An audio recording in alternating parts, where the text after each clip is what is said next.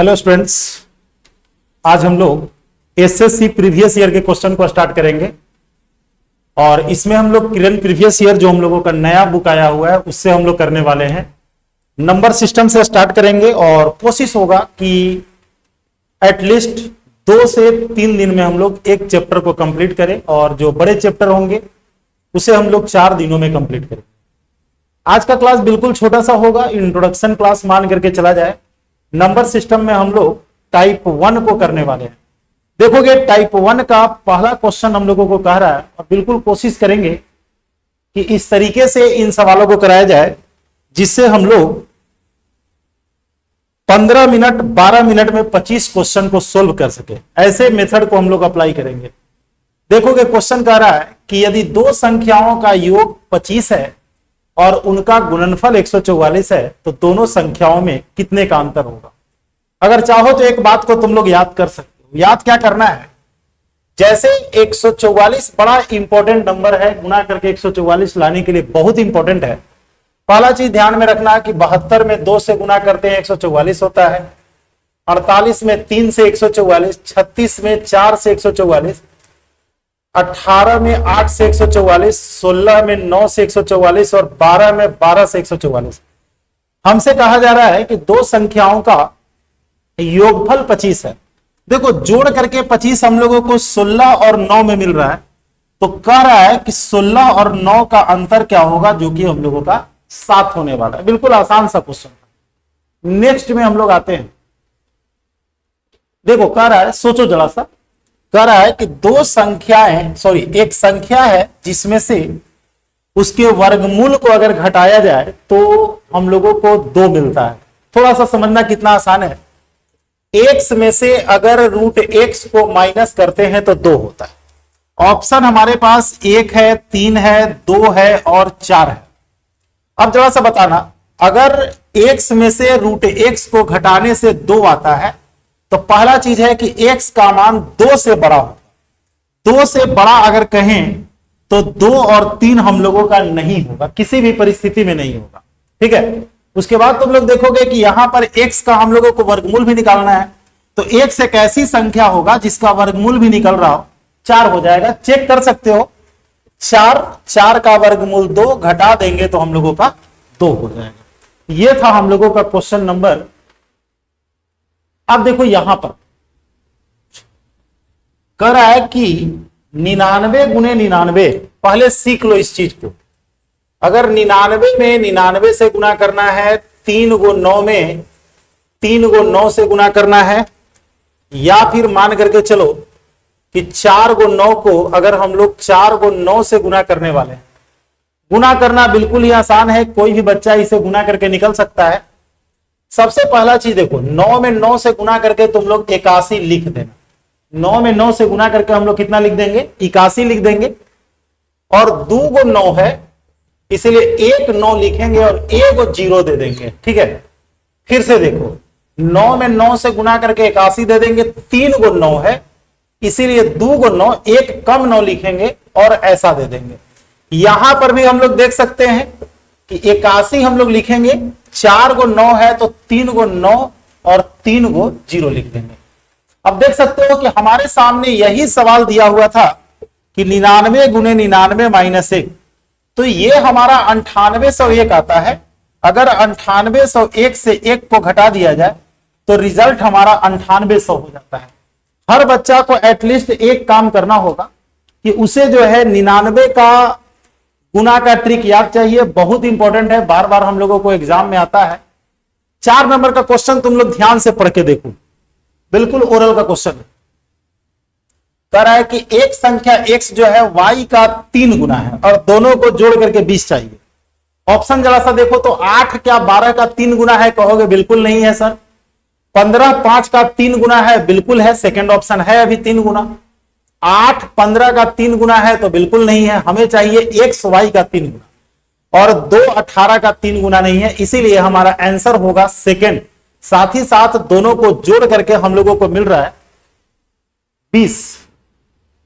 अब देखो यहां पर हमें कह रहा है कि 1801 गुने 1801 क्या होने वाला है। पहला चीज समझो, हमारे पास अगर कहा जाए तो गुना करने का टेक्निक भी है बहुत आसान। पहले तो समझ लो कि एक में एक से गुना करेंगे, इकाई अंक हमारे पास एक होगा। इकाई अंक कितना होगा? एक होगा। उसके बाद देखो 18 का स्क्वायर होता है 324 और 18 यहां पर है। अगर एक यहां पर तुम लोगों को मिल रहा है, 18 में तुम लोग एक से गुना करोगे। 18 में किससे गुना करोगे? एक से गुना करोगे और उसका डबल कर दोगे तो 18 दूनी 36।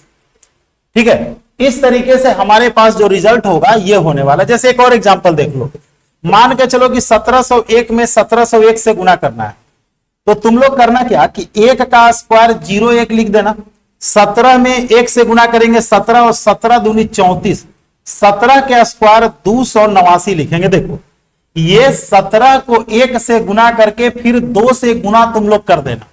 जैसे मान करके चलो कि हम लोग 1502 को 1502 से गुना कर रहे हैं, तो 2 का स्क्वायर तुम लोग 4 लिख दोगे बिल्कुल आसान तरीके से। 15 में 2 से गुना करना है और अपने तरफ से 2 देना है, तो 15 चौका 60 और 15 का स्क्वायर जो होता है वो हमारे पास 225 होता है। हम लोग इसी चीज को अप्लाई यहां पर कर रहे हैं। जहां जरूरत होगा थोड़ा सा डिटेल में हम लोग करके निकल जाएंगे। ठीक है, 6 नंबर का क्वेश्चन देखोगे। 6 नंबर का क्वेश्चन बिल्कुल आसान है ना? और कमेंट करके बताओगे कि क्वेश्चन क्लियर दिख रहा है कि नहीं दिख रहा है। पहला वीडियो इसलिए बड़ा हम लोग शूट नहीं करने वाले हैं। बड़ा वीडियो बनाने के बाद प्रॉब्लम क्या होगा कि अगर कुछ त्रुटि होगा तो समस्या हो जाएगा। 196 के कितने गुणनखंड 4 से विभाज्य है? पहले इसमें 4 से भाग दे देंगे, 49 आ जाएगा। 4 चौका 16, 4 नवा 36, जिसको हम लोग 7 के पावर 2 लिखेंगे। याद रखना, अभाज्य गुणनखंड करने के बाद जो हमारे पास पावर होगा उसमें एक जोड़ के गुना किया जाता है। गुणनखंडों की संख्या हम लोग पढ़े हैं, तो 2 में 1 अगर हम लोग जोड़ेंगे, जैसे 2 है 2 में 1 जोड़ेंगे 3 और 3 हम लोगों के सामने दिख रहा है। यह है हमारा फोर्थ ऑप्शन। 13 को 75 और 12 के मध्यानुपातों से भाग दिया जाए तो शेषफल क्या होगा? देखो यहां पर थोड़ा सा टाइपिंग में एरर है।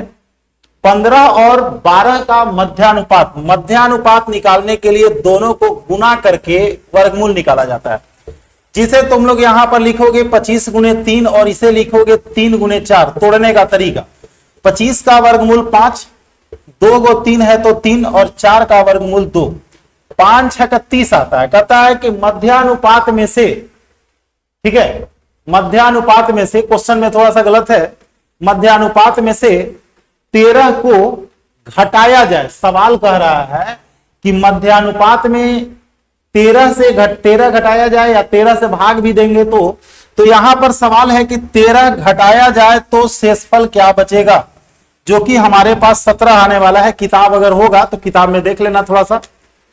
ठीक है, अब देखो यहां पर निम्न में से कौन सी संख्या 24 से विभाज्य है? निम्न में से कौन सी संख्या 24 से विभाज्य है? देखो 24 से वही संख्या कटेगा जो 3 और 8 से कट रहा हो। ध्यान से देखो, तीसरा और चौथा का इकाई अंक 1 है, यानी कि विषम संख्या कभी भी 24 से नहीं कटेगा। क्योंकि जो 2 से नहीं कट रहा है वो 8 से नहीं कटेगा, यानी कि 24 से नहीं कटेगा। तो हमारे पास आंसर होने वाला है 3 2 1 1 8 और 1 3 2 1 2 8। अब बताना कि 8 के लिए हम लोग 4 को ही क्यों ना चेक कर ले।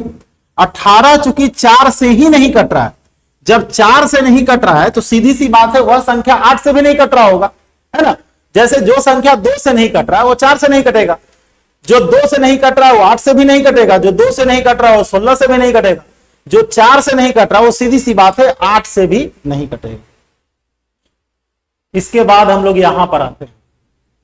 कहता है कि संख्याओं में किस जोड़े का योगफल 13 है और वर्गों का अंतर 65 है। देखो वर्गों का अंतर 65 का है, तो देख लो कि किसमें से 2 को घटाने के बाद हम लोगों को 65 मिलता है।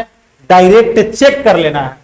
तो तुम लोग तीसरा ऑप्शन देखो तो 4 और 9 दिया हुआ है। 9 के स्क्वायर 81, 4 के स्क्वायर 16, घटा देंगे हम लोगों को 65 मिल जाता है। बनाने की कोई जरूरत नहीं है, जहां जरूरत होगा वहां पर हम लोग बनाएंगे, जहां जरूरत नहीं होगा वहां पर हम लोगों को बिल्कुल भी बनाने की जरूरत नहीं।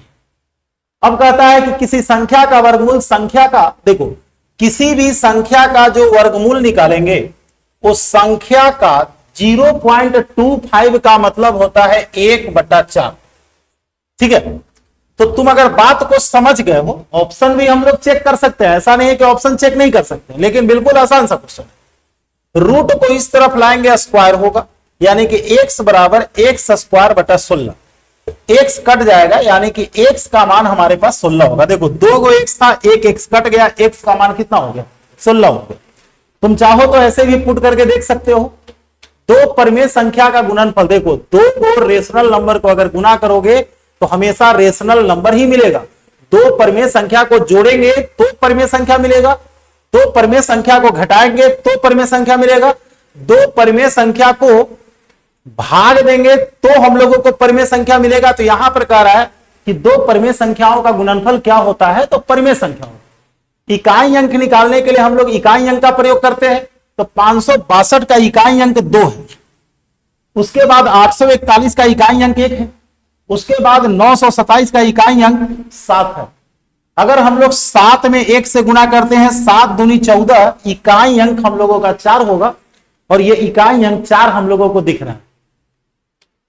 अब देखो यहां पर क्वेश्चन है कि 101 से लेकर के 199 तक, ध्यान देना, 101 से लेकर के 199 तक ऐसी कितनी संख्याएं हैं जो 6 से विभाज्य है? तो पहले 199 में 6 से भाग देना है, और इतना से कह रहा है इसलिए इसके पहले की संख्या 100 ले लेंगे, उसमें 6 से भाग देंगे। ये हम लोगों का 33 आएगा, 36 18 66 36। पहले तो यहां पर 36 18, एक बचेगा 36 18, यहां पर 16 6 96, अगर घटाएंगे तो हम लोगों का 17 होने वाला है। ठीक है, पहले 199 में तुम लोग 6 से भाग दे देना, उसके बाद 101 से 1 पहले, है ना। अभी तो देखो 101 में भाग दोगे काम चल जाएगा। प्रॉब्लम कहां पर होगा? जहां पर ये कटने वाली संख्या देगा वहां पर दिक्कत होगा, इसीलिए 1 हम लोग कम कर लेंगे। तो ये था हम लोगों का टाइप 1। अगले क्लास में जब हम लोग चलेंगे तो टाइप 2 को करेंगे, और तुम लोग कमेंट करके बताना हमें कि क्या और स्पीड चाहिए या फिर और स्लो चाहिए, और थोड़ा सा क्वेश्चन टाइपिंग में कुछ कुछ अशुद्धि है, तो हम कोशिश करेंगे कि टाइप नहीं हो तो एटलीस्ट जो है हम लोग बुक का फोटो लेकर के ही सोल्व कर लेंगे, और बिल्कुल यूनिक तरीके से जैसे हम लोग पहले करते आए हैं, है ना।